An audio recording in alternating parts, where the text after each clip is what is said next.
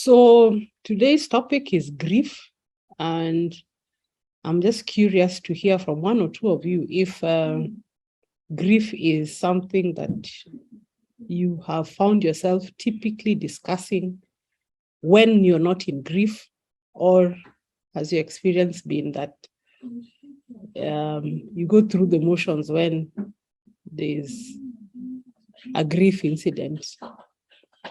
My experience has been that we talk grief when grief happens, there's been a death, then we talk about the death. But just talking about grief broadly, how do you feel, all those things. Grief does trigger in us different responses. There's a sense of denial. There could be anger, could be depression. In some instances, even bargaining, negotiating, and then acceptance, right? And it's not a linear process. It is different for different people. We move back and forth. And the way I've structured the discussion is two parts. Today is largely looking at the causes and types and signs of grief. And then the next week, we'll look at, possible interventions to help us navigate instances of grief and loss, right? So grief, maybe just briefly defining what it is. It's a set of feelings that we experience following the death of someone that is near and dear to us, the death of a pet, an animal, or even the loss of something that was near and dear to us. So here we are saying that grief is experienced not just on account of losing a person to death, it's also experienced when we lose other things that are not of a human kind. So it could be animals that we have a close relation with as our pet, or it could be, relations and different situations in life, as we shall see, right? So there's different types of grief, as it were, right? And I'd like to just headline this by saying that there is no right way of grieving. There is no standard way of grieving. Each person grieves as they do, because each person experiences the loss that triggers the grieving in a very individual way. And for that reason, it means that in the face of loss, even where it is a shared loss, it is probable, expected, and normal that the parties that are sharing in the loss will likely grieve differently. And it is common as well that the grieving parties, in some instances, may feel that the other parties are not grieving well enough. That they're not showing sufficient remorse or a sense of love. It's understandable. And what we are saying is, perhaps arising from this discussion, consider the alternative that, you know what, my grief is fine as it is, and so-and-so's grief is also fine as it is, much as it has a different flavor than mine, right? So looking at that space of the types of grief, there's what is in normal parlance referred to as normal grief. And this is, within the range of emotions, what one would feel in the face of a loss of a person, an animal, or a thing. And it usually is an uncomfortable experience, and it typically does not prevent the individual from going about the day-to-day activities, and the intensity of the emotions tends to decline progressively with the passage of time, right? Then we have what we call anticipatory grief. Now, here is where one is faced with a situation of a terminal nature.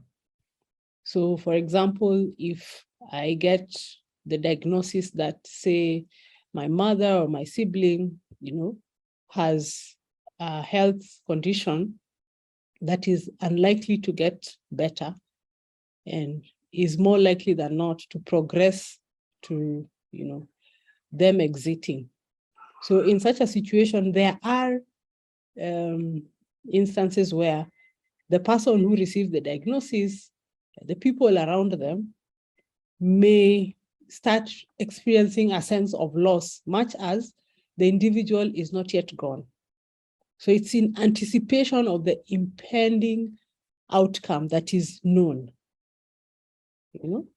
Now, this has the potential of triggering a sense of guilt, for some even a sense of shame, because what we are saying here is that I am feeling like I've lost my brother, I'm already grieving, and yet he's still here, you see.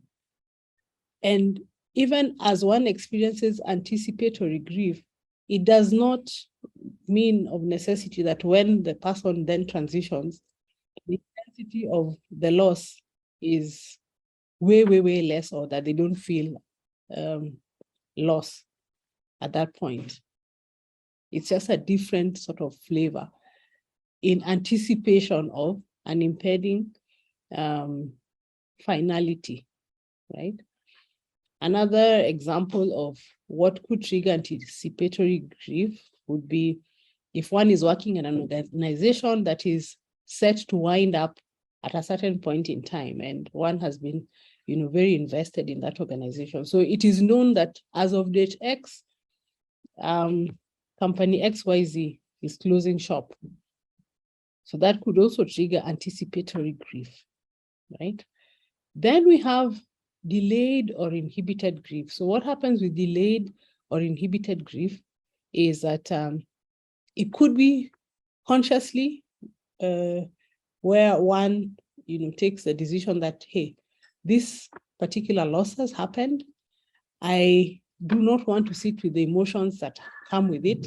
I really just want to go through the motions of processing this loss. So if it's a death, go through the motions of preparing for the funeral, attending the funeral, engaging with persons after the funeral, and then after that, I will sit with my emotions. So that would be at a conscious level. And then for some people at a subconscious level, there may be a tendency to, sort of mute those feelings and want to continue with things as usual, like nothing has happened, right? So it's in that instance that it is considered to be inhibited grief, because then the experience of the range of emotions is muted, right? Then there's another category that is kind of very tricky, which we call the disenfranchised or ambiguous grief. So what falls in this category is those instances of loss that are real to the individual, but which are not appreciated by the people around. Yeah. And they're not appreciated by the people around, perhaps because of cultural dynamics. So an example would be if, say, an individual is homosexual, and they had a homosexual partner who dies. Now, if they're in an environment where homosexuality is not, appreciated openly and freely, then whilst they will be feeling a deep sense of loss at losing that friend and partner of theirs, they may experience that it is not safe for them to talk about that loss. So their grief is disenfranchised. They are denied the opportunity to process the loss, as would have been the case if that restriction was not there. Another example would be perhaps if somebody was having, say, an extramarital affair, and the person with whom they were having that affair dies whilst they're in their legitimate relationship. So indeed, they will feel a sense of loss. And then there's the social orientation around extramarital relationships. So talking about that becomes difficult for such a person. So if one experiences a loss under such a circumstance, it becomes kind of tricky. Another that is likely to fall in this category is, say, if one has a pet and the pet dies. And for the pet owner, the relationship with the pet is usually very close and intimate. So that they lose the pet is, I would say, equivalent to losing a family member, you know. To those who have no feelings, you know, for pets, they'd probably even just say, you know, it was just a dog, so you get another one, you know. Now, that is really unfortunate for someone who holds that thing really dear and it is not being appreciated. Then we have complicated grief. So this happens where one experiences loss and then there's an extended period that passes, and even with the passage of time, they still are in very, very deep and intense pain following that particular loss. And it is so intense that in many ways it impairs the day-to-day functioning, right? So usually you'd find that they would have been in that space where they are really, really, really affected for well over a year, 2 years even. But the key thing is that, you know, the activities of daily living are significantly impacted. So that would fall in that category. And one would then need professional help, I would say, to sort of navigate out of that space. Then cumulative grief, so it could be any of these, but the way it works is that one may have had a series of losses very close to each other, and before the individual has fully, you know, processed one loss, then another one comes and another one comes, and then it just becomes, you know, extremely overwhelming. So you find that the intensity with which the subsequent losses are experienced is often really magnified if you are to, you know, rate that on an objective measure. Then we have masked grief. So this is a situation where more likely than not, the individual who's experiencing the grief is really demonstrating the behaviors and the characteristics, the symptoms that relate to grief, but they are not quite aware that what they're experiencing is related to a loss that they had experienced earlier, you know? So it could be a situation where, you know, somebody lost their job, right? And they have since moved on and they got another job, but the loss of the previous job wasn't quite processed. And those who know this person would observe that maybe they're very irritable or they're withdrawn. They're not their usual self. And it would take, you know, a bit of discernment to link their current behavior in view of the fact that they are now in an alternate job, linking the current behavior to that loss which remains unprocessed yet. My name is Grace. I just want to ask, you know, there are some religions that will tell you that a family member has gone has been raised, or rather has gone to be with the Lord, so there is no need of grieving. can we associate it with the disenfranchised grief? Yes, in part. And it would also be looked at from the angle of invalidation of the feelings of others, right? Because broadly speaking, whatever an individual feels, they feel. And it is not for any other person to speak to the feeling of another. And then it's also the case that there are things that are not mutually exclusive. So if we go with the faith orientation, which says that the person has died and they have gone to a good place. Yeah. It's Christian, they've gone to heaven, and when we also die, we shall meet them. That is a truth that the Christians believe. Yes. And also, it will be the case that the individual who is bereaved will be feeling pain. So it isn't that because my relative, my friend, my colleague, has gone to this happy place where I shall join them in the future. Yeah. I have no business feeling pain. No.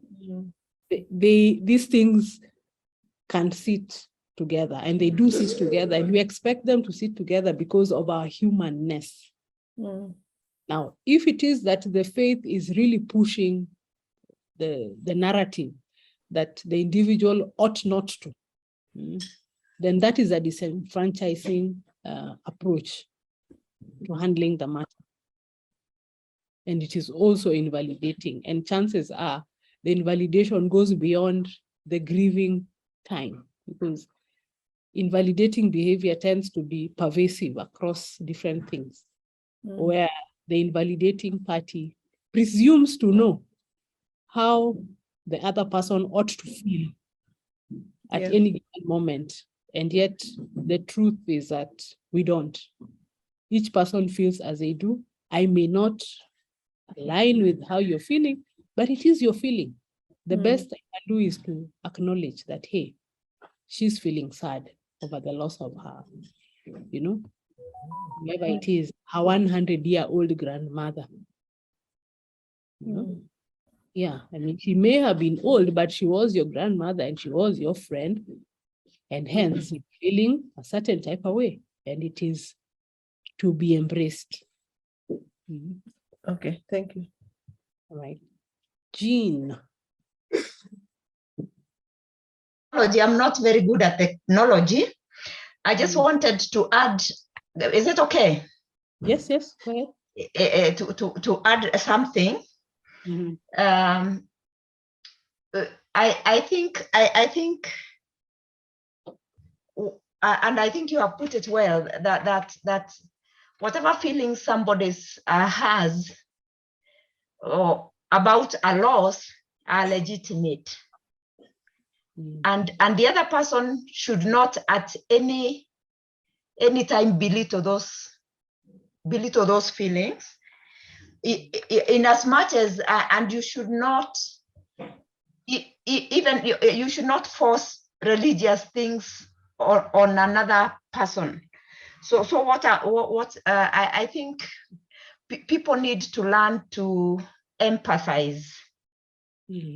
So that you affirm what the other person is feeling.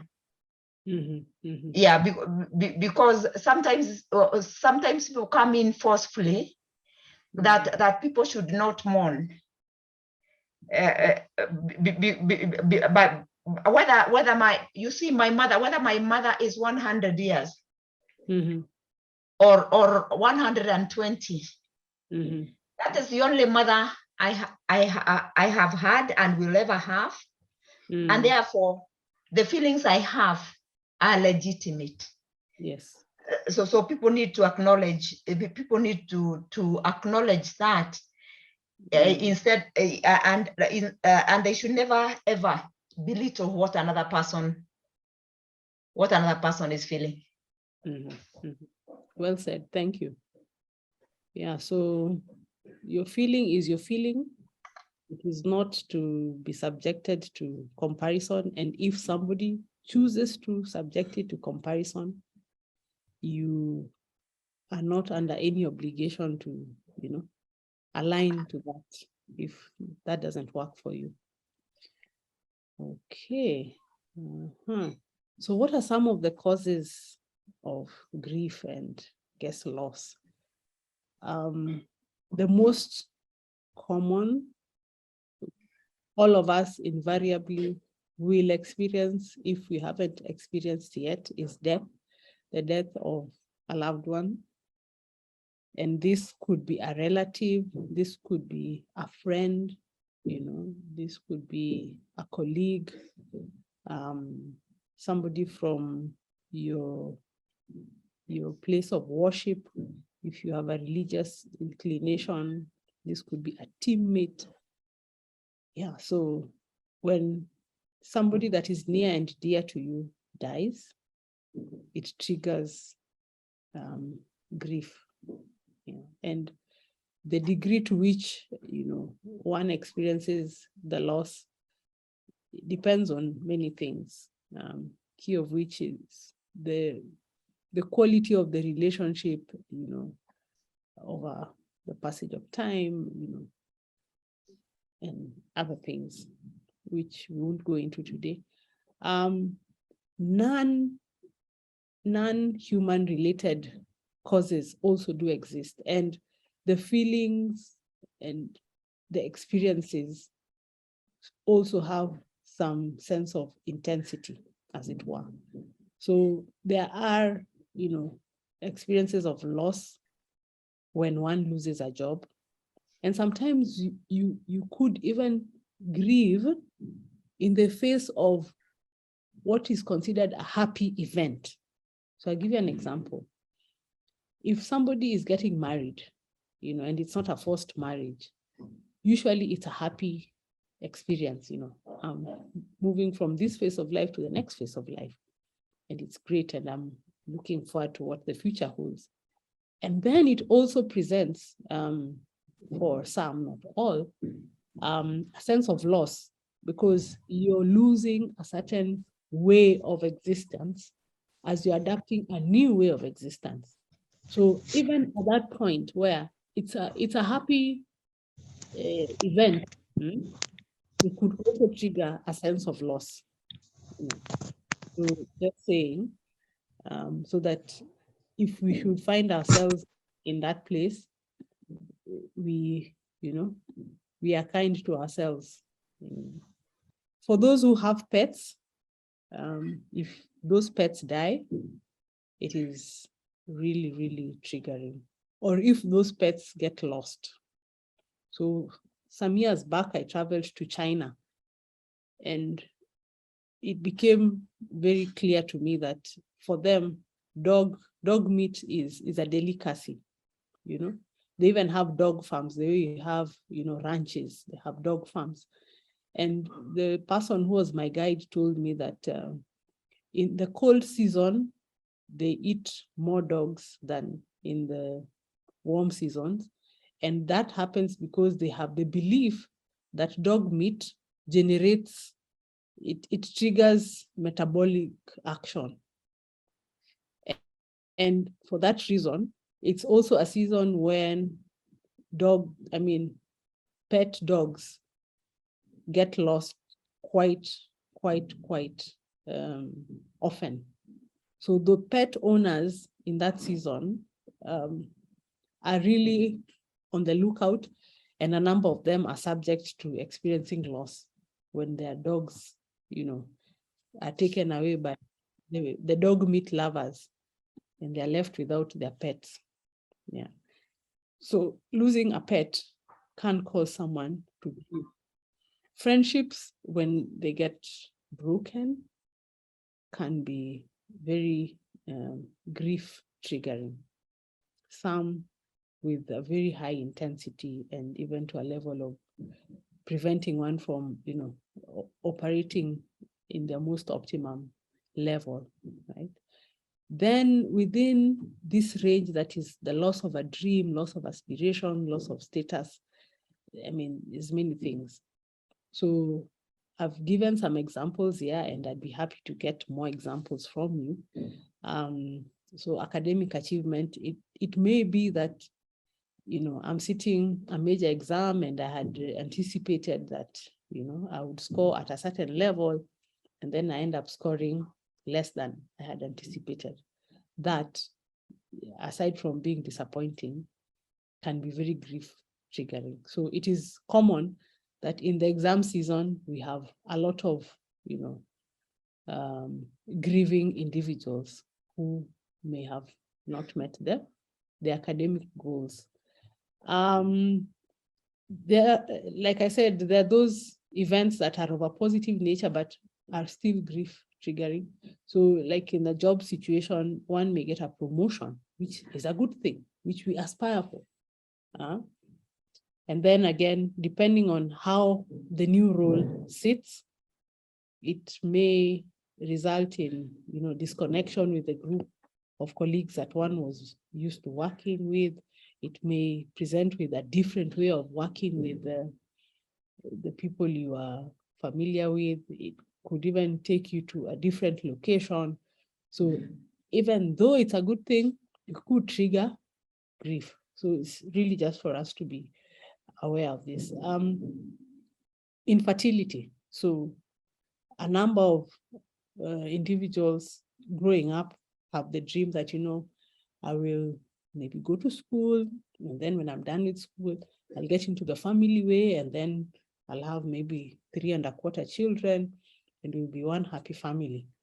And then we find that you get into that space, and reality is presented that you are unable to bear children as you had anticipated. I mean, there are options for adopting, but the experience that one is not able to bear their own biologically is usually a significant thing. So it is a grief triggering thing. And for some of those who have, found themselves in this space of infertility, they have had the unfortunate experience where those who are not having a similar experience are sort of insensitive to their situation. Yeah. And they are likely candidates for disenfranchised, grief. Yeah. There are those who had hoped to get into a marriage, and then I find that life happens and there is no suitable partner that comes. So that would be something that potentially would need to be grieved, to the extent that the individual senses it as a loss. We even have situations where one may have grown up in an abusive family setup, so parents were abusive or siblings were abusive or whatever. So there was abuse. So the childhood that one had was not the kind of childhood that one would have desired to have. So part of what we usually present in the counseling space, when people come in with trauma-related challenges, is supporting the individual to grieve the loss of the childhood that they never had. Because it is a reality. There is the childhood you desired, and then there's a childhood that you got. They are not the same, there's a gap, So in grieving the childhood that never was, one is able to then find a way of pivoting into the present and the future by making meaning of that, loss experience. End of an intimate relationship, I think, just like the broken friendship, is a thing. So one may have been married and then a divorce happens, or maybe it was not a marriage, but the relationship ends. That has a potential of causing a lot of grief to the separated parties. People do relocate. Yeah, and some relocation is by choice, others is by circumstance.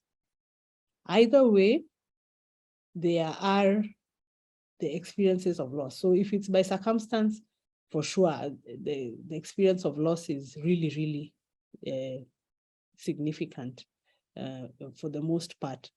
If it is by choice, it is also the case that whilst it is something I was pursuing because of whatever the motivations are, there's still a sense of, okay, now I am going to this new place, meet new people, new opportunities, and I'm going to be, at significant distance away from the environment that I was used to, that was familiar, the people that were near and dear to me.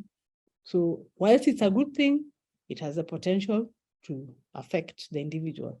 Now, bringing it to home, you'll find that as we go through the journey of life, you may find that your circumstances change, and they change for the better. So perhaps you are staying in neighborhood A, and then life has been gracious to you, and now you have the resources and you're moving into neighborhood B that affords you more space and whatever other thing one desires with their family. So whilst that's a good thing, we are moving from neighborhood A to neighborhood B, which is a cleaner, safer, more enriching neighborhood. It still has a potential of being very triggering, very triggering. And in relation to that, I would want to bring in change of schools, you see. So I have an example of a situation where a child was moved from one school to another, and they were moved to a school that they had been trying to get into that school for the longest, However, the move happened at a time that was a bit tricky for the child, because it was just the onset of adolescence. So that's the time they've formed the groups, and now they're going into this other place where they have to start from the ground up. And so the sense of loss was really, really deep. The child had to go through, an extended period of acceptance of the change. Yes, they wanted that school. And then it happened that the opportunity came at the time that was a bit off for them. So yes, that can cause grief. Then, of course, loss of property. And now to hear what else you guys would have to contribute, causes, some other causes of grief that maybe I've not mentioned, or a question that one may have. Loss of body parts due to accidents. Yes, thanks. Or illness, or terminal illness. Mm-hmm. Yes. And just general functionality, because sometimes it's that you have your parts, but the level of function is significantly diminished. See, like, say if you have a relative with a diagnosis of dementia, so they will progressively be losing memory with time. Yes, Mercy. I think also one that is normally ignored is miscarriage. Mm-hmm, mm-hmm. Yes, thanks for that. Yeah, and the twist with that is, whilst for the parties that experience a miscarriage, the lady and the partner, if they're in collabo during that process, they feel a deep sense of loss. There are those amongst us who may not consider it as a big deal, almost like, there was no life there, you will get another one. And that isn't sensitive at all, because every relationship is unique. So it might be motivated by good intentions, but it's one of those things where you say, good intention, bad execution, bad outcome. Thanks for that. May I contribute? Yes, yes, Refugee status? yes. So displacement. Yeah, displacement. So you lose friends, you lose fellowship, you lose home. So several losses in one loss. Yeah. Yes, or in the case of rape. Yes, that. Yeah, because you lose. There are many losses of self-esteem. Sometimes loss of health because of sexually transmitted diseases, or even you become pregnant. Loss of purity. So there are many losses in one. Yes, and Yes. thank you for that. So the angle that she's bringing here is that it is common that there may be what is considered to be the primary loss, and then it triggers a series of other losses, you know. So like in the case of sexual abuse, so that one is a subject of sexual abuse, then they will have lost a sense of safety, you know, and then there's all those other things that potentially could be linked to that loss. Thank you for that. Iska? Thank you. I have a question. Miscarriage.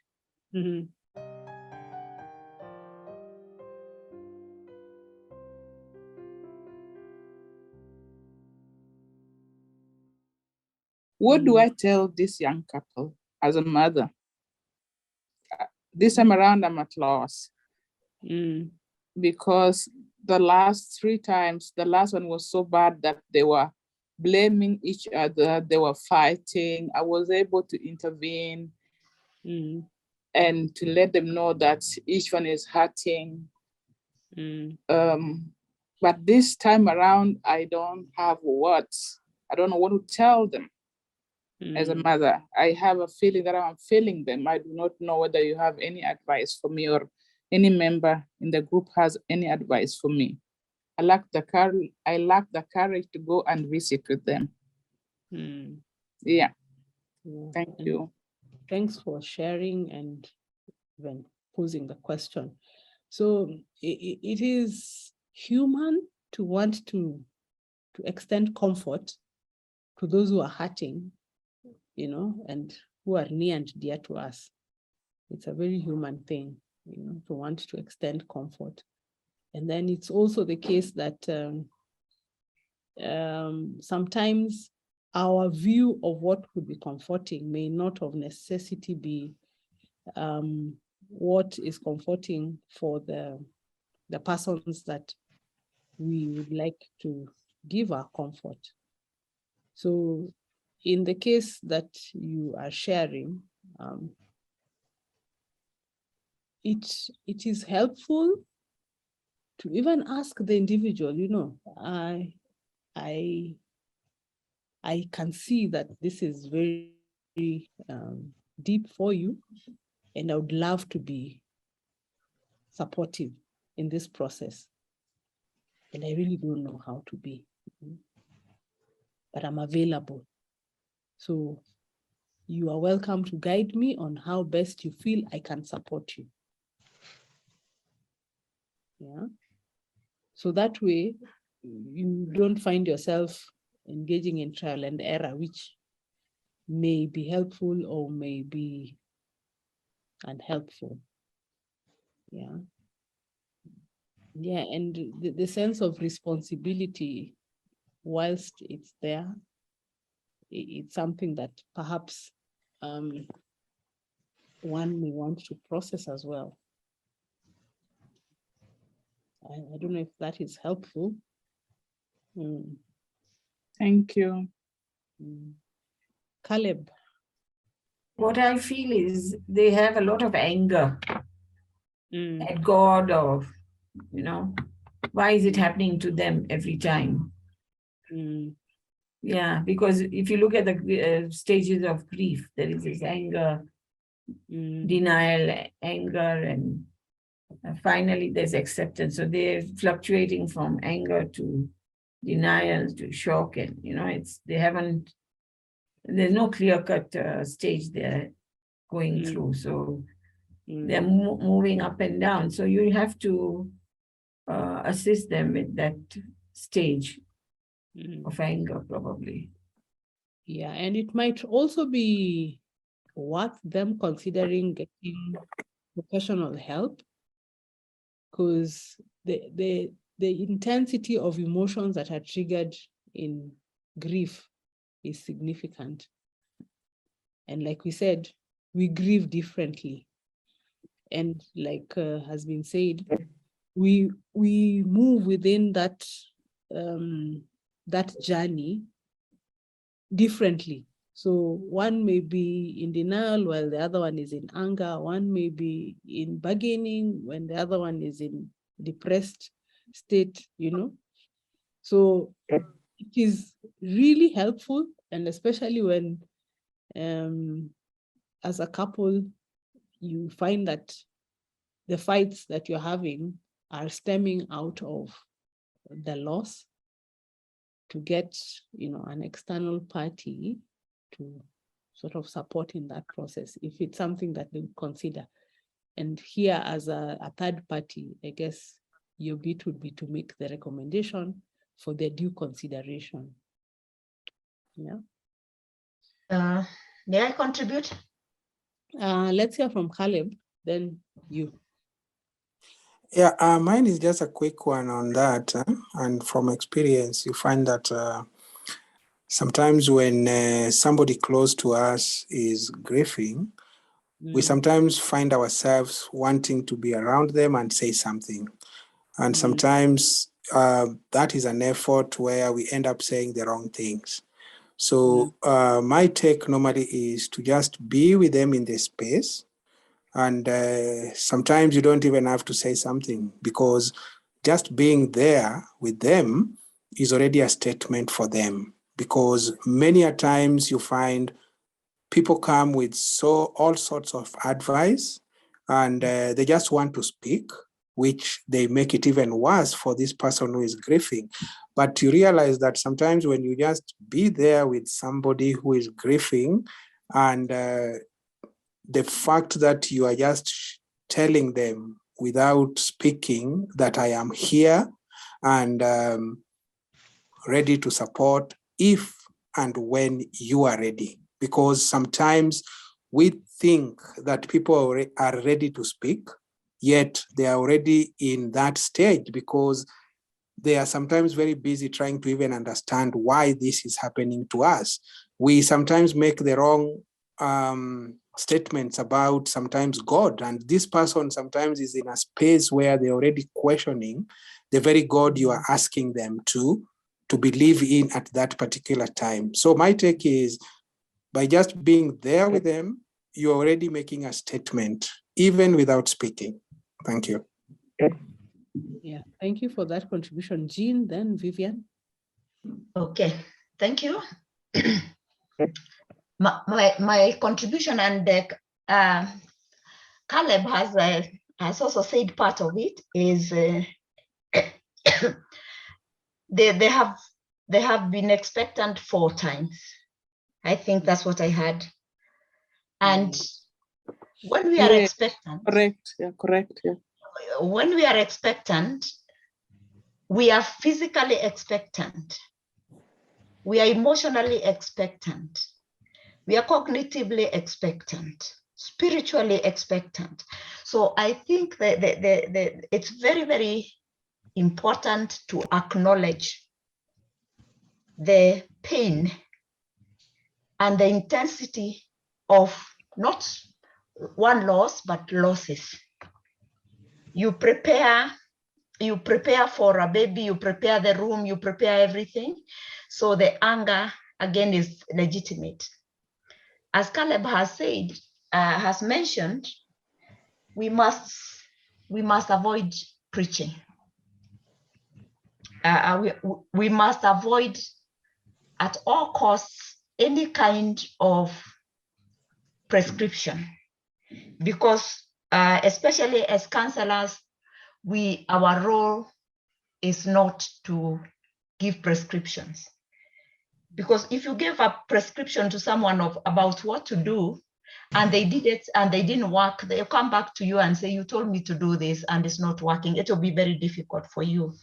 So work with them one day at a time. One of the things that I believe in is what Caleb has said, just being there. And you respond to them as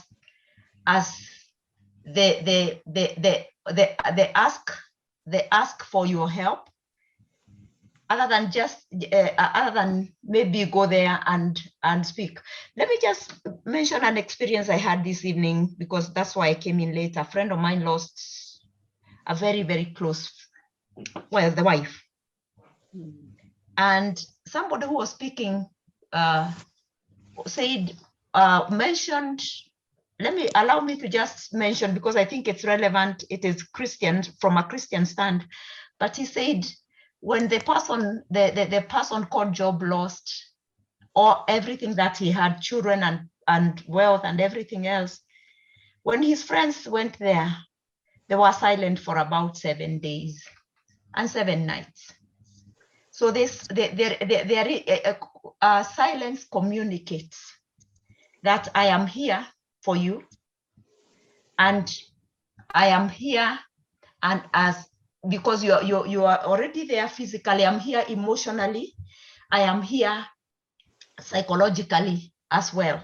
That is part of actively listening and attending. So I would say avoid advice as well, because we are also not supposed to give advice, but we are supposed to listen to the client, then work with them as we explore the options. And I'm not saying that it is easy at all, but just be there and respond to them as they seek information. I hope it's helpful. Yeah, thanks for that. Thank you. Thank you so much. Here at the event, we have persons in the mental health profession, and then we have those who are not. Yeah, so we are yes. Also to seek professional help is important. Yes. Yes. And I've seen someone has posted in the group, perhaps also suggest for them to consider joining a grief support group. Yes, yes. A local that could be helpful, because part of how we heal from grieving is in sharing. So yes. It is that grief requires connection. True. Yeah. So by going out there and, getting to interact with others who have walked a similar journey, there are certain validations that one will experience. There are certain insights that one gets to see, and there are tools that one gets to be exposed to that makes it easier, not easy, easier to walk the journey of grieving. Okay, Vivian. Yeah, Hi, everyone. Hello. So for someone who's grieving, from experience, my daughter was so close to my heart. She was the best that I had. I have 3 daughters, but she was a middle girl. Born again, my prayer partner, my everything. She would sing. Just call that, even if you're calling that person, just call and then let them talk. You don't need to say anything, then you'll get something, but don't be the first one to talk. Because at times, whatever you'll say, you'll tell me, you might say, you might just greet me, how are you today? And I will answer you. But tomorrow it feels different. Because grief is just a roller coaster. One day you're okay, at some point you're down. I've been on leave, but I can't sit in my house at times listening to music, gospel music that she loved, Masichino. It's so much on social media. I'll walk out because I will cry when I'm alone in the house. Yeah, so at times it's just good to just be there. Don't even talk, don't even say anything. Let that person talk. At times just talking, venting just helps, it just sit and let me speak. Even if I don't speak, just you sitting there and appreciating, I'll appreciate. I actually remember some of the people who just came to the house and sat, just sitting without telling me anything, meant so much to me. And like someone who spoke, and actually I got offended, but later it's been more than 1 year. Some people will tell you like, "I sume grief sana, yako imeenda sana." And one came from a council and also hurt that, hey, it's 1 year and you're still grieving. Grieving has no timeline. It depends on the relationship you had. And this is my own child that I carried, you know, it's quite different. Yeah, someone will tell you like, why are you posting our photos on social media? Stop posting those photos. And I'm like, if you, I mean, just unfriend me or just mute me, stop watching them. If you, that's my way of celebrating my child. I put up music, what she used to sing, you know, and people are really quick to tell you what to do. No, at times just keep quiet and let me speak. And then I'll, as time goes by, nowadays I don't post her like every day. At least now I can think about her and smile. I can look at her shoe, her photo, and at times smile. At times I'll cry. So it's such a personal walk that at times just look at that someone. You don't need to say anything. Just being there is therapeutic. Yeah. Thank you. Yeah. Thank you for sharing that. Yeah. So, Francis, before I Yes. go like, Okay, for me, I just have a question. Is it normal, like me trying to isolate myself because I feel no one understands me right now? Yeah. Okay. So, part of the symptoms that manifest in the face of loss, isolation is one of those, you know. So that one feels the deep need to be alone is within the range of normal. I guess the question would be, to what extent is that behavior, you know, being engaged in? Is it to the extent that it prevents one from engaging in the activities of daily living? Or is it in short spells of time? And just to give you some grace, to extend some grace to you, I mean, it's only been 3 months. Yeah, that's pretty recent. That's like raw. It would be understandable that you're feeling the way you're feeling. My steer would be, if there's anyone whatsoever that you consider to be a safe person, to reach out to them. Okay. Yeah, and maybe we can chat offline. Send some pointers. Okay. Places where you could also get some support. Grief requires support. I'm sure those who have had, you know, significant losses here will have, you know, that it's not a journey you walk alone.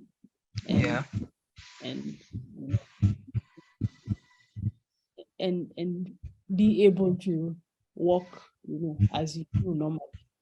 It requires a lot of support. Yeah.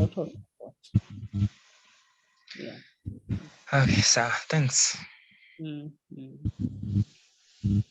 Okay, so some of the signs of grief, physical signs, and this is not exhaustive, this is just indicative.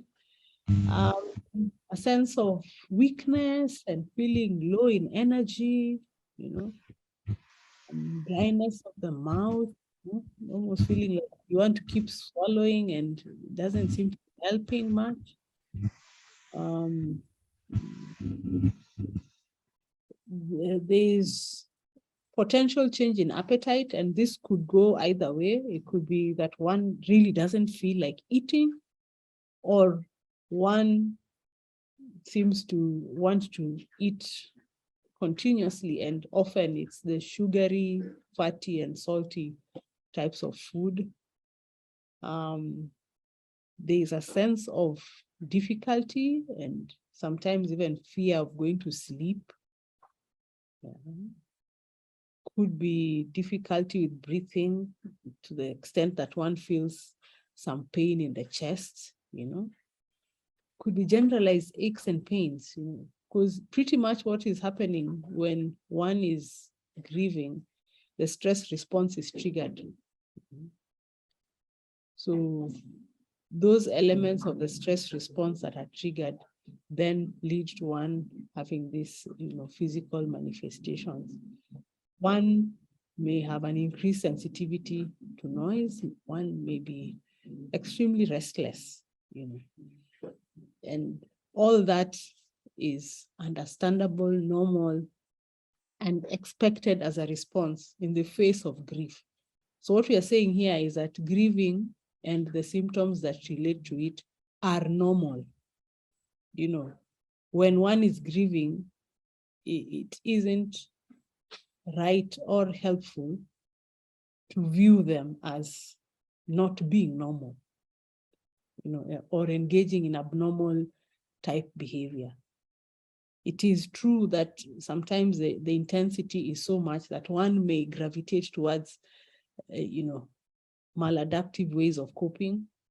That becomes an issue to be solved. But just the manifestation of, grief, that is normal. Okay. What about other signs? So thinking of signs in the thought process and the emotional process, one may experience confusion,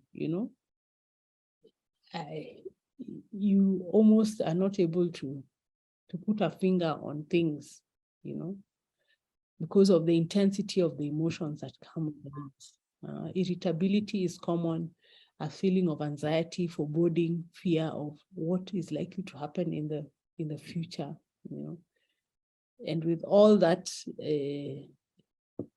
triggering of the stress response, even the ability to concentrate is difficult. So one may find that work is affected. If they're a student, school is affected, If they have other relationships, they tend not to be very able to engage. Memory tends to be fleeting in these instances. So it is common that when one is grieving, they may be very forgetful. Yeah. Part of the reasons why in walking the journey of grief, it is helpful to have, people that are walking this journey with you as support systems, because some things you will need people to sort of trigger you to just repeat. So we are eating, food is ready, let's eat and eat.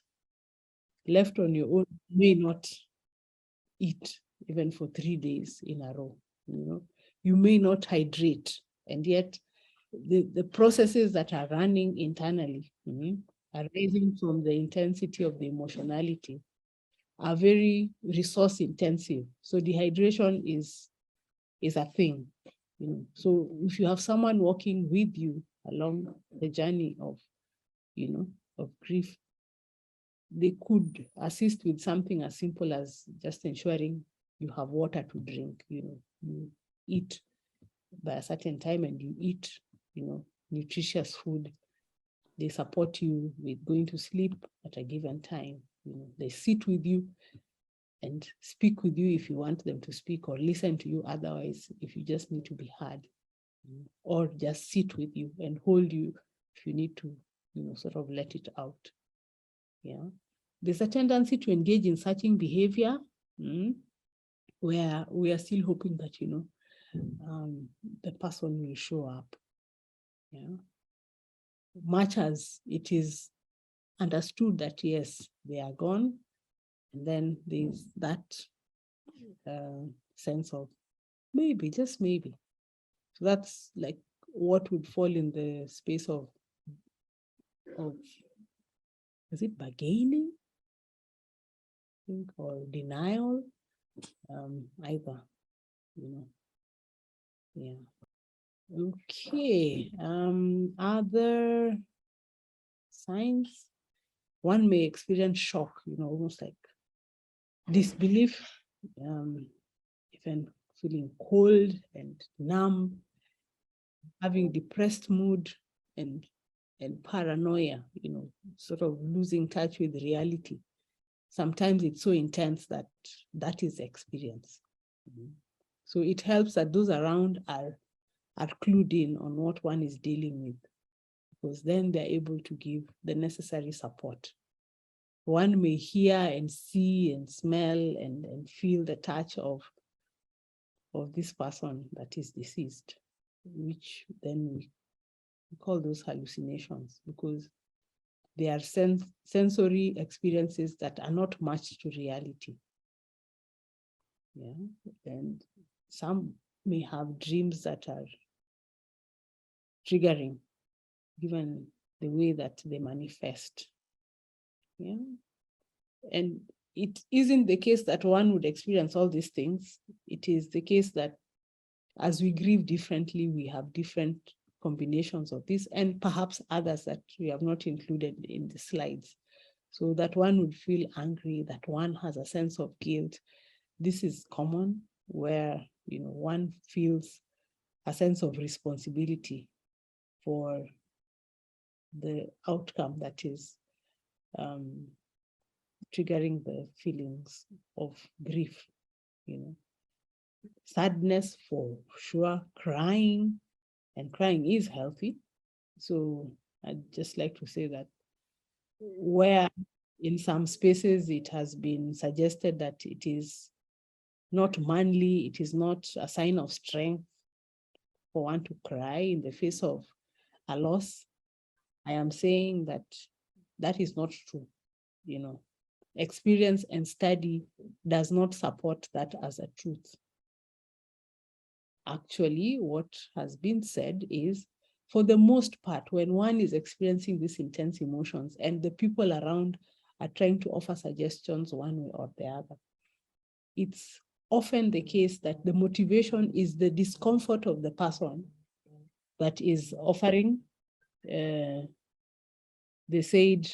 suggested solutions. So I am making the suggestion to you so that when I make the suggestion to you as a grieving person, you will cease to grieve, and then I will cease to feel uncomfortable with your grieving, because I don't know how to handle you in that state. So it's a bit of a twist. So we are saying that if we are going in to support an individual who is grieving, then we want to look at our support being aligned to their needs. And we'll only know their needs by asking. Yeah. And that they may manifest their grief in a whole range. Yeah. I think that's like the last slide. Vivian, Jean? Yeah, I just wanted to mention that we re-experience, there is re-experiencing in loss, where maybe this person feels like this person is alive, which we call re-experiencing, and that is normal.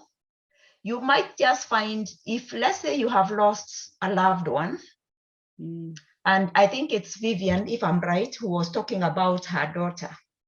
And it is normal when she sees her friends, her daughter's friends, to re-experience. It may be even a cologne or a perfume that your loved one loved, or even a way that this person dresses, or maybe the person looks, in stature looks like your father, and you've lost your father. So that is re-experiencing in loss and grief. And one is, it is a normal reaction to an abnormal occurrence, because death is not a normal, is an abnormal occurrence. So those are normal reactions. I think it's also, Kang'ethe mentioned that he finds himself overthinking, and he talked about overthinking about 3 times. and that feeling of loneliness. So it is also likely to happen if he goes to a place or he's in a place where he used to spend time with his loved one. So if you go to a place, to a place where you used to go, it could be places or even friends that you meet, this is likely to happen. It's called re-experiencing. Thank you. Thanks, Jean. I don't know, Vivian, your hand was up. I don't see it anymore. Francis, your hand was up. I don't see it anymore. Caleb. Yeah, I just wanted to add a few things. There's a question that when we started was asking, is my grief normal? And one thing I can say is once we understand that grief and the experience of loss is very personal, then I think it starts to give us some idea of the answer to the question, because my grief is very personal to me. And for me, the most important thing, even for those who've spoken about going through grief, is to just be able to ensure you take care of yourself. And there are two things for me, is at this time is to just try and understand what is within my control and what is out of my control. And most of the times, because the experience of grief is very personal, what is out of your control is just trying to understand the actions of others, because the actions of others can be as varied as possible. So if you take a lot of time thinking about what did this person say, then it will affect even what is within your control, which are your thoughts, your actions, and the energy, and also just basically trying to take care of yourself at that particular time. Because people sometimes have said that when they are grieving, because people don't understand them, people don't even care about whether you take good care of yourself. And that is where some people lose it. So for me is, as long as you take good care of yourself, just don't get into abusing yourself by getting into substances to calm yourself. So as long as you take good care of yourself and you are aware that this is something abnormal that you are also trying to manage and deal with, then I feel whichever way you choose to grieve is justified. Thank you. Yeah, thanks for that, Caleb. Yeah, so grief is big. Yeah, grief is weighty. Grief is unique to each of us at a point in time. And to the question, is my grief normal? Yes. And it's not for comparison. I've lost a mother. My brother has lost a mother too, at that point when a parent has died. But how we grieve is certainly going to be different. And it's okay. It's okay. Yeah. And so grief demands relationships to help in managing, that process.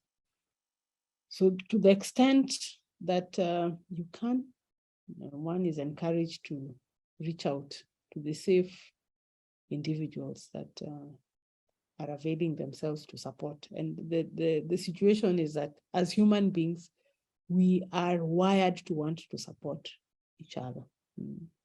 In moments of grief, even more. And then there's the awkwardness of, I don't know how to support. So some of us may, sort of pull back because I'm not too sure if I'm going to be helpful or not. And we are saying, could just show up, and let the grieving person guide. Yeah. And for those who've shared here, the we've had the testimony that, you know what, when somebody just came and sat with me, I liked it. And there were instances where I wanted to just speak and have someone listen to me, still could. There are others who, you know, they come in and they get busy in your house, you know. They go to the kitchen, they help with the cooking, they get you to sit down and eat, and even that is good, you know. So really, the support is as varied as the configurations of grieving. And the best guide is the grieving party. All right, so I think we are in the last minute. Asanteni kwa kuja. In the next one, we'll be looking at what are some of the ways that we can consider to process grief, yeah, and make meaning out of the loss situation. How can we, as those interested, support those who are grieving? Because that too is a thing.